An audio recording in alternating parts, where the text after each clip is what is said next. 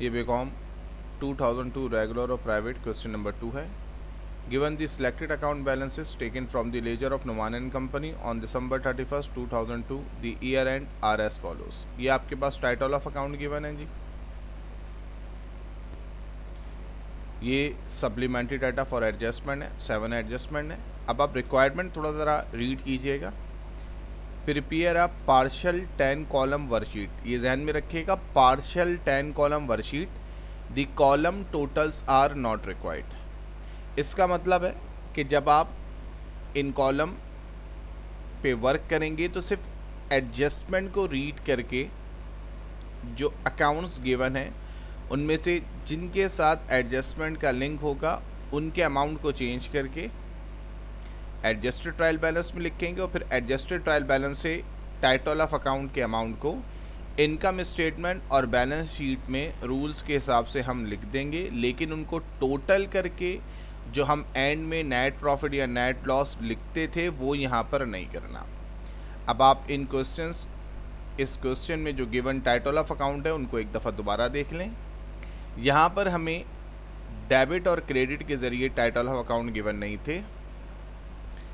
हमने question start करने से पहले डेबिट और क्रेडिट के ज़रिए टोटल ऑफ अकाउंट को मेंशन कर दिया। कैश, मर्चेंडाइज, इन्वेंट्री, ओपनिंग, इन दोनों की नेचर डेबिट है। Unearned rent liability credit. Accounts payable, notes payable liability credit. Account receivable भी कैश की तरह एसेट है, debit. Allowance for bad dates की नेचर देखें, क्रेडिट होती है, लेकिन जब उसने डेबिट कह दिया तो हम डेबिट में ही लिखेंगे। गुडविल और प्लान एसेट दोनों आपके पास एसेट हैं, nature debit. Capital credit, purchase आपको पता है डेबिट होता है। Sales revenue credit. Interest expense और सेल लीज एक्सपेंस भी डेबिट। अब आप ये क्वेश्चन में देख लें, जब आपने क्वेश्चन को रीड किया था तो उसमें क्लियर मेंशन है कि आपने कॉलम्स के टोटल नहीं करने। जो क्वेश्चन गिवन है, अगर मैं उनके तमाम डेबिट के अमाउंट को और तमाम क्रेडिट के अमाउंट को टोटल करूं तो देख लें यहाँ पर अमाउंट बैलेंस नहीं है। ठीक है जी, तो इस पे आपने टोटल नहीं करना। अब हम एडजस्टमेंट पे मूव करते हैं। देखिए जी, फर्स्ट एडजस्टमेंट है the allowance for doubtful debts was estimated at 2.5% of account receivable. ये 2.5% का मतलब 2.5% होता है। ठीक है जी, हाफ का मतलब 0.5, तो 2.5%। अब आपने किसका लेना है जी? अकाउंट रिसीवेबल का। तो अकाउंट रिसीवेबल का एंडिंग बैलेंस आपके पास 50,000, आप चेक कर लें। अकाउंट रिसीवेबल का एंडिंग बैलेंस 50,000 है, तो आपने 2.5% 50,000 का जब कैलकुलेट किया तो 1250 आ गया। अब ट्रायल बैलेंस में आपके पास डेबिट में बैलेंस है अलाउंस और बैड डेट्स का। अलाउंस और बैड डेट्स एंडिंग बैलेंस आपके पास 1250 आ गया। याद रखिएगा, अगर आपके पास अलाउंस में बैलेंस डेबिट होगा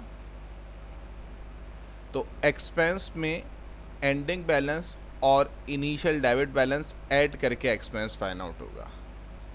लेकिन आपको पता है जी, हमने हमेशा आपको समझाया कि अलाउंस और बैड डेट्स को हमेशा टी अकाउंट के जरिए करा करें।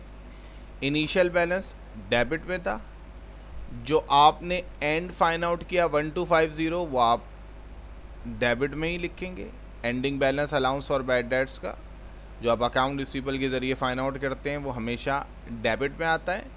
ओपनिंग बैलेंस की नेचर गिवन होगी डेबिट या क्रेडिट, और अदरवाइज मेंशन ना हो तो क्रेडिट होगा, लेकिन इस क्वेश्चन में डेबिट मेंशन था, हमने यहाँ पे मेंशन कर दिया।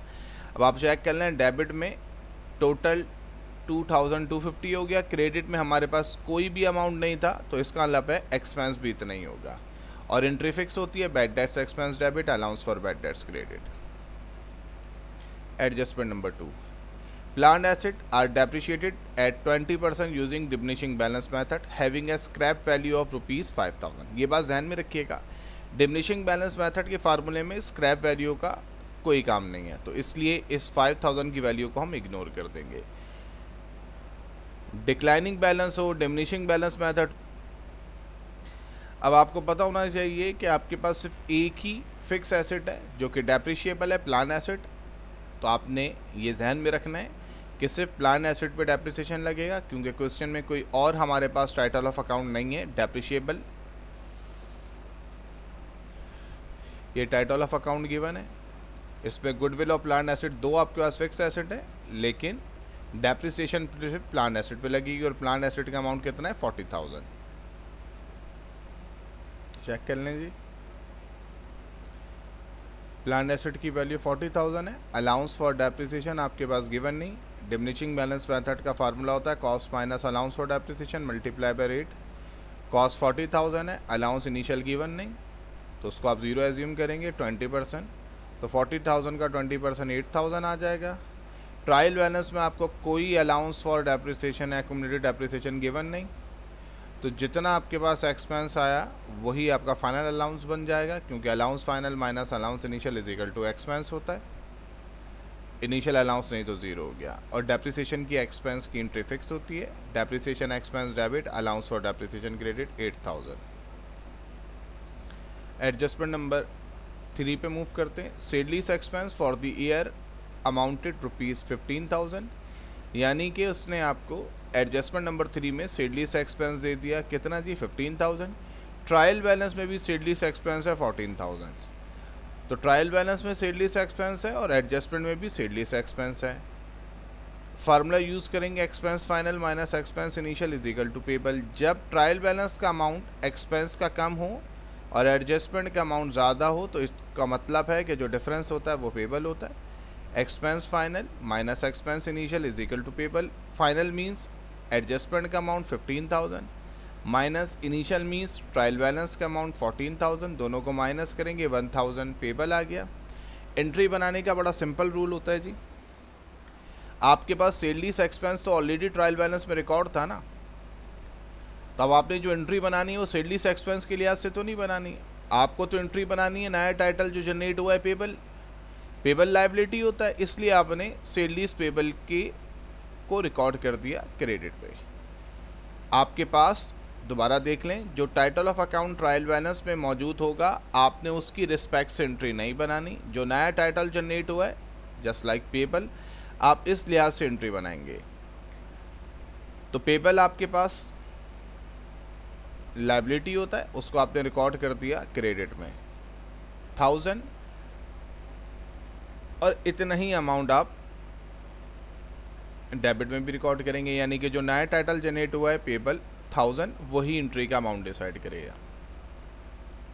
अब आपने क्योंकि सेड लीज पेबल को क्रेडिट में लिख दिया, तो इसका मतलब है कि अब जो भी डेबिट में आएगा वो टाइटल कौन सा होगा, ट्रायल बैलेंस का।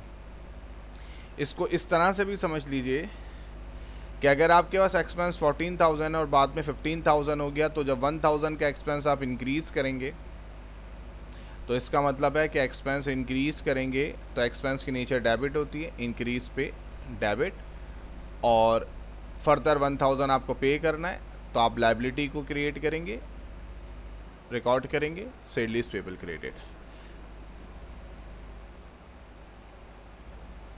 Adjustment number 4, unearned rent at year end amounted ₹1200। आपके पास एडजस्टमेंट में अनअर्न्ड रेंट मौजूद है और ट्रायल बैलेंस में भी अनअर्न्ड रेंट मौजूद है, ठीक है जी। तो जब आपके पास ट्रायल बैलेंस में भी अनअर्न्ड हो और एडजस्टमेंट में भी अनअर्न्ड हो, तो इन दोनों को माइनस करके आप इनकम फाइंड आउट करते हैं। इनिशियल मीन्स ट्रायल बैलेंस का amount 1900 minus final unearned means adjustment का अमाउंट 1200, इन दोनों को माइनस करेंगे तो इनकम आ जाएगी 700। एंट्री का वही रूल जो भी मैंने आपको बताया था। देखें जी, ट्रायल बैलेंस में अनअर्न्ड मौजूद है, तो इसका मतलब है एंट्री अनअर्न्ड के थ्रू रिकॉर्ड नहीं होगी, एंट्री रिकॉर्ड होगी इनकम के रिस्पेक्ट से। तो इनकम यहाँ पर जनरेट हो रही है, न्यू टाइटल इनकम है, तो इनकम की रिस्पेक्ट से आप एंट्री बनाएंगे। इनकम की नेचर रेवेन्यू होती है और रेवेन्यू को आप क्रेडिट साइड पे लिखते हैं, तो आपने लिख दिया रेंट इनकम क्रेडिट 700, और एंट्री का अमाउंट 700 ही होगा, क्योंकि जो नया टाइटल आया इनकम वो 700 है, तो नए टाइटल से एंट्री जनरेट करेंगे रेंट इनकम क्रेडिट, और उतना ही अमाउंट डेबिट और क्रेडिट में लिख देंगे। अब क्योंकि आपने इनकम को रिकॉर्ड कर लिया है, तो इसका मतलब है डेबिट साइड पे कौन सा टाइटल आएगा, जो ट्रायल बैलेंस में अनअर्न्ड रेंट। देखिए मैं फिर एक दफ़ा रिपीट करता हूँ बात, unearned rent nature wise liability होता है, क्रेडिट पे रिकॉर्ड होगा।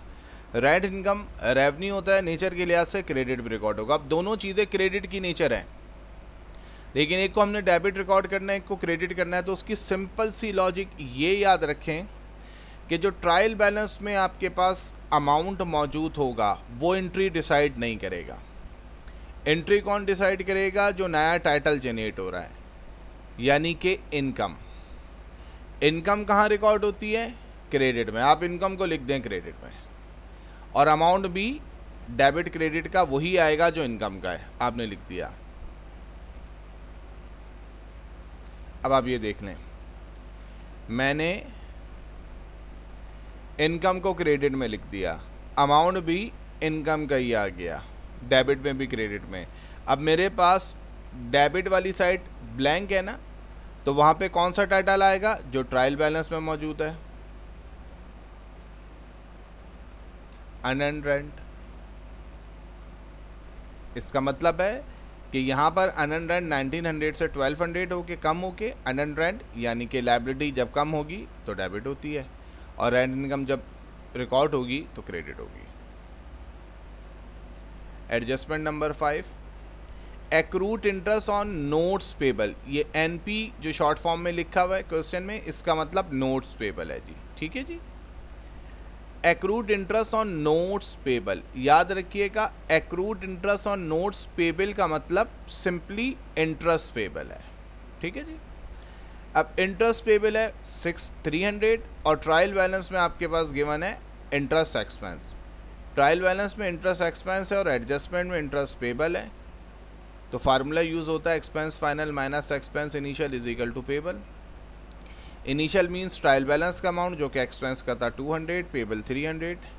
लेफ्ट साइड पे 200 माइनस था, राइट साइड पे जाके प्लस हो जाएगा, तो एक्सपेंस हो गया 500। अब आप गौर से देखें जी, अब आप गौर से देखें, तो आप जब क्वेश्चन में गौर से देखेंगे तो ट्रायल बैलेंस में इंटरेस्ट एक्सपेंस रिकॉर्ड है, तो इसका मतलब है कि जब मैं एंट्री रिकॉर्ड करना शुरू करूंगा तो मैं एक्सपेंस को नहीं देखूंगा, मैं ये देखूंगा नया टाइटल कौन सा है। तो नया टाइटल मेरे पास मौजूद है इंटरेस्ट पेबल, तो इसका मतलब है कि इंटरेस्ट पेबल को रिकॉर्ड करें। इंटरेस्ट पेबल लायबिलिटी होता है, तो आप उसको क्रेडिट में रिकॉर्ड करते हैं, और अमाउंट भी डेबिट क्रेडिट में इंटरेस्ट पेबल का ही आएगा। दोबारा समझ लीजिए, जो टाइटल ट्रायल बैलेंस में मौजूद होगा उसकी रिस्पेक्ट से एंट्री जनरेट नहीं करेंगे, एंट्री रिकॉर्ड करेंगे जो नया टाइटल मौजूद होगा। नया टाइटल यहाँ पे मौजूद है इंटरेस्ट पेबल, चाहे वो नया टाइटल एडजस्टमेंट में गिवन हो, चाहे हम फार्मूले के ज़रिए निकालें, इससे कोई फ़र्क नहीं पड़ता। बस ये ध्यान में रखिएगा, जो ट्रायल बैलेंस में टाइटल मौजूद होगा वो एंट्री को स्टार्ट नहीं करेगा, एंट्री को स्टार्ट करेगा जो नया टाइटल है। तो नया टाइटल कौन सा है? Interest payable 300। तो आप चेक कर लें, इंटरेस्ट पेबल की नेचर क्रेडिट होती है, आपने इंटरेस्ट पेबल को क्रेडिट में लिख दिया, और डेबिट और क्रेडिट दोनों जगह इंटरेस्ट पेबल का अमाउंट आ गया। अब आपको पता है 2x पैक्स से हमने एंट्री रिकॉर्ड करनी है, तो अगर हमने क्रेडिट में कोई टाइटल लिख दिया तो यकीनन डेबिट में भी आएगा, और डेबिट में कौन सा टाइटल आएगा? ब्लैंक साइड पे कौन सा टाइटल आएगा? जो कि ट्रायल बैलेंस में मौजूद है, interest expense. Adjustment number 6, merchandise inventory on December 31, 2002 was valued at ₹25,000 using periodic system. तो आपने एंट्री को रिकॉर्ड कर दिया, purchases debit, expense and revenue summary credit 25,000। क्योंकि पीरियोडिक सिस्टम है तो मर्चेंडाइज इन्वेंट्री नहीं लिखेंगे, परचेजेस लिखेंगे।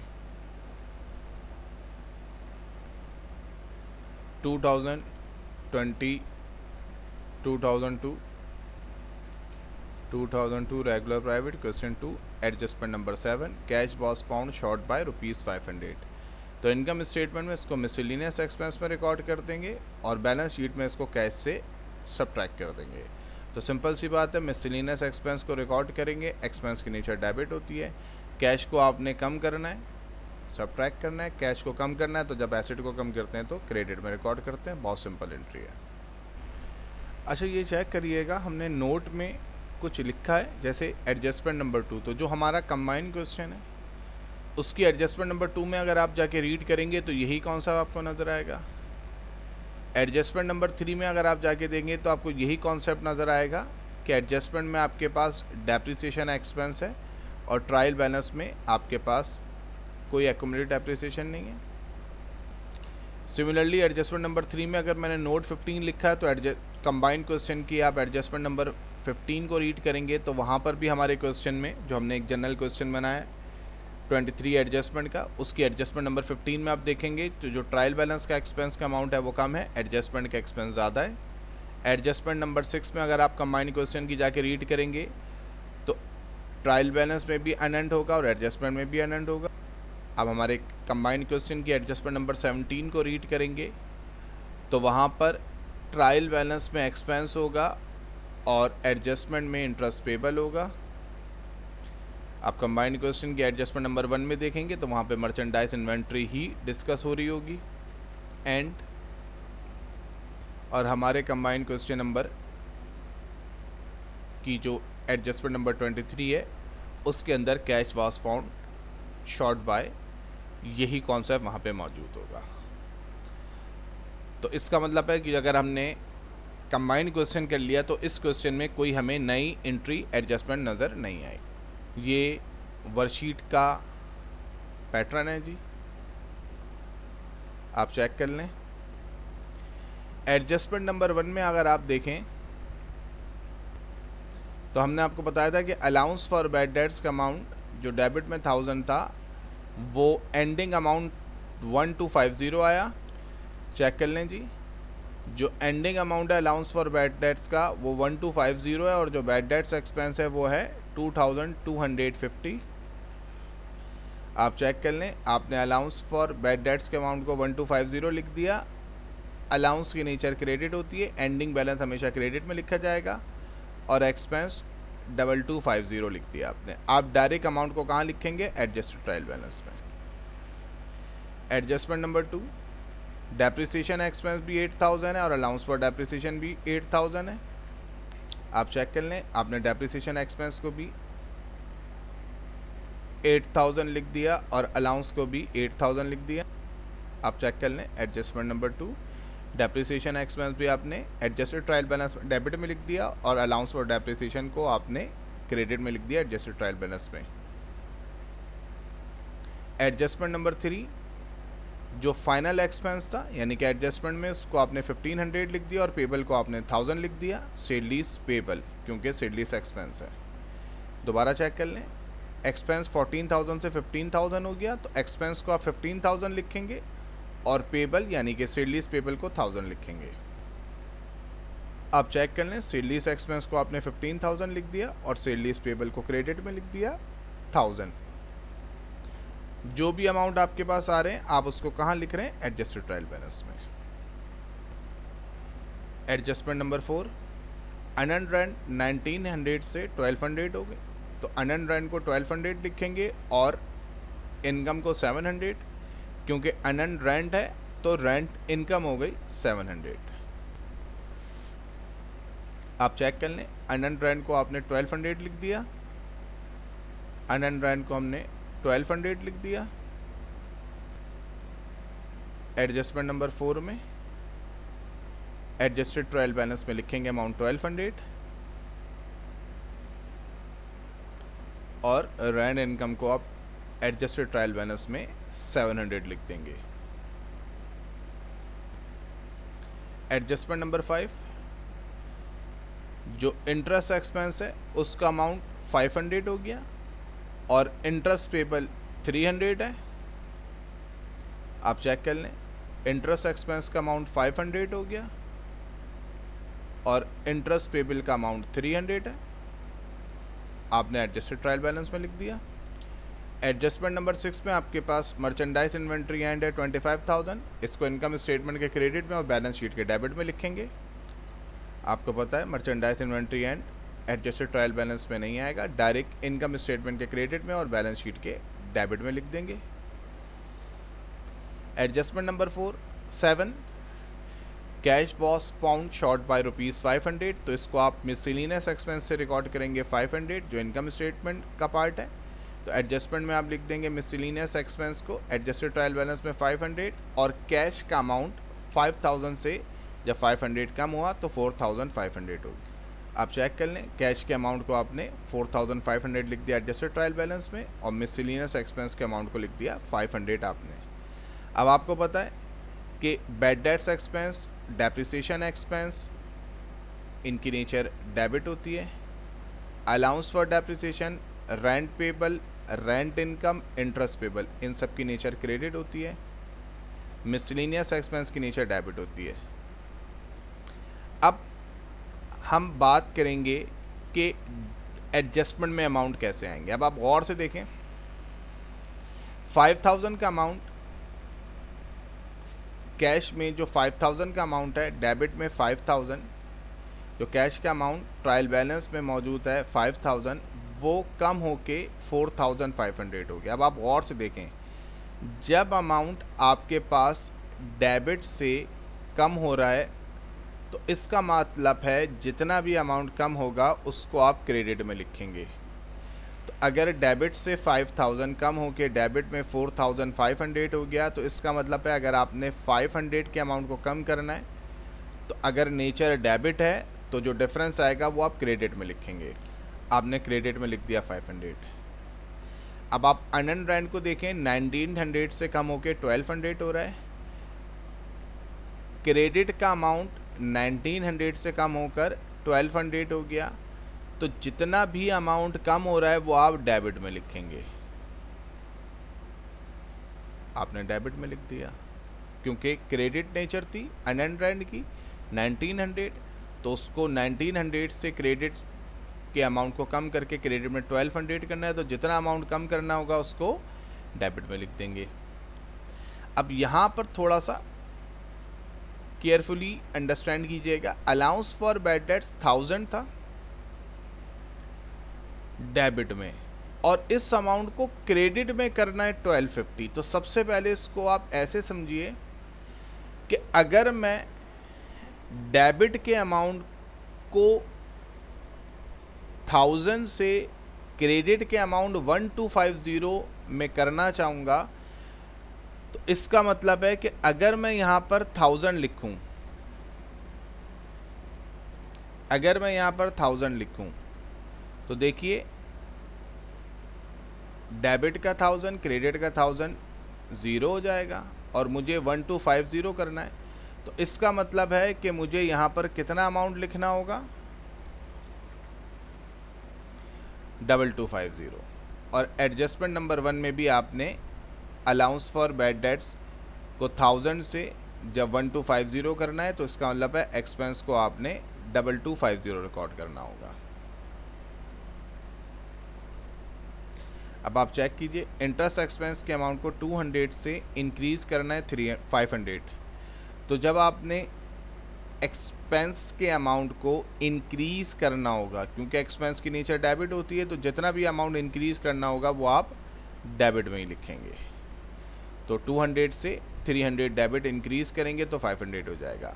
सेम नेचर सेल्स एक्सपेंस से भी है। देखें 14000 से 15000 करना है तो डेबिट के अमाउंट को इंक्रीज करना है, तो जितना भी अमाउंट आपने इंक्रीज करना है वो आप डेबिट में लिख देंगे 1000। अब आप इसको ऐसे एज्यूम कर लीजिए, बैड डेट्स एक्सपेंस आपके पास ट्रायल बैलेंस में नहीं है, तो आप लेट सपोज 0 एज्यूम कर लें। 0 अमाउंट को इंक्रीज करके 2250 करना है, तो इसका मतलब है डेबिट में 2250 आ जाएगा।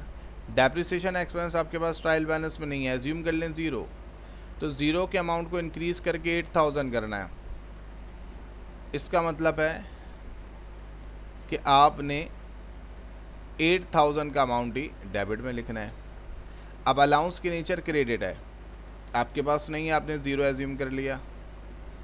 अब आपने 0 के अमाउंट को इंक्रीज करके 8000 करना है, तो इसका मतलब है क्योंकि क्रेडिट नेचर होती है अलाउंस की, तो 8000 क्रेडिट में लिख देंगे। अब सेल्स पेबल आपके पास नहीं है 0 और अमाउंट कितना करना है आपने 1000, तो इसका मतलब है जितना भी अमाउंट आपने इंक्रीज करना है उसको आप क्रेडिट कर देंगे।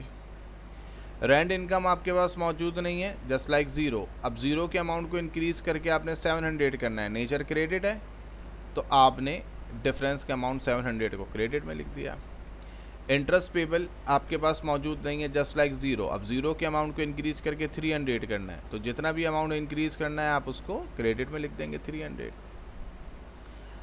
अब आपके पास मिसलिनियस का अमाउंट नहीं है, जस्ट लाइक ज़ीरो। अब ज़ीरो के अमाउंट को इंक्रीज़ करके आपने 500 करना है, तो इसका मतलब है जितना भी अमाउंट इंक्रीज़ करना है आप उसको डेबिट में लिख देंगे। इसको सिंपल सा ऐसे याद रखते हैं कि डेबिट का अमाउंट अगर इंक्रीज़ होगा ट्रायल बैलेंस से एडजस्टेड ट्रायल बैलेंस में अमाउंट इंक्रीज़ होगा, तो जितना भी अमाउंट इंक्रीज़ हो रहा होगा वो आप डेबिट में लिखेंगे। और अगर डेबिट का अमाउंट कम होकर एडजस्टेड ट्रायल बैलेंस में आपको नज़र आ रहा होगा, यानी कि ट्रायल बैलेंस का अमाउंट ज़्यादा होगा और एडजस्टेड ट्रायल बैलेंस का अमाउंट कम होगा, तो जितना अमाउंट कम हो रहा होगा उसको आप क्रेडिट में लिखेंगे।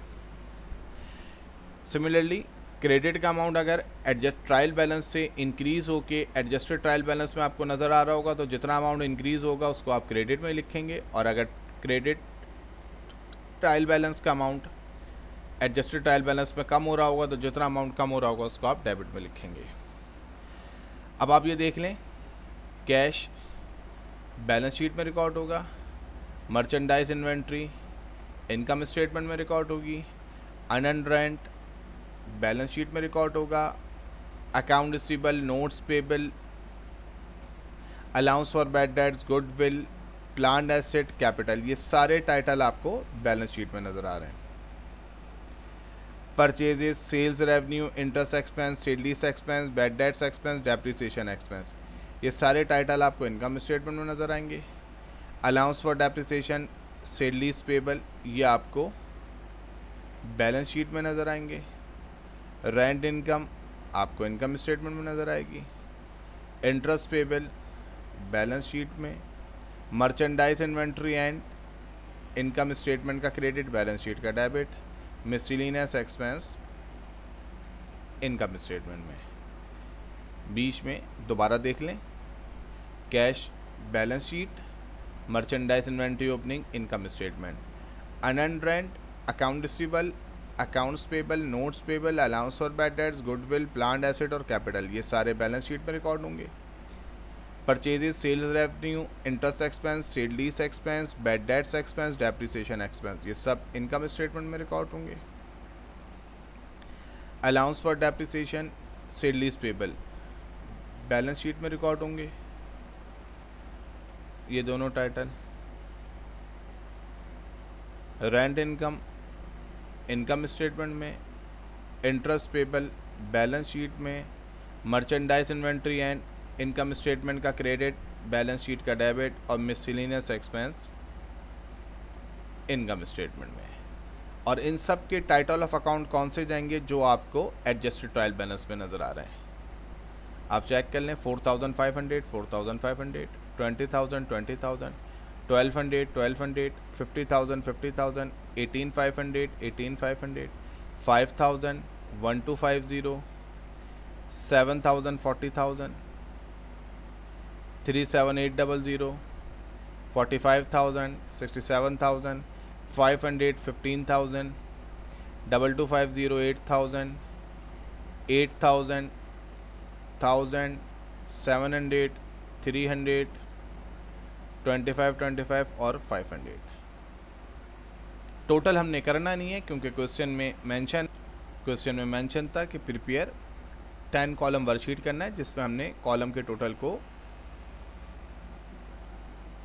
नहीं करना, ये रिक्वायर्ड नहीं है, यानी कि नेट प्रॉफिट और नेट लॉस फाइंड आउट आपने नहीं करना। आई होप कि ये क्वेश्चन आपको समझ में आ गया होगा। Best of luck.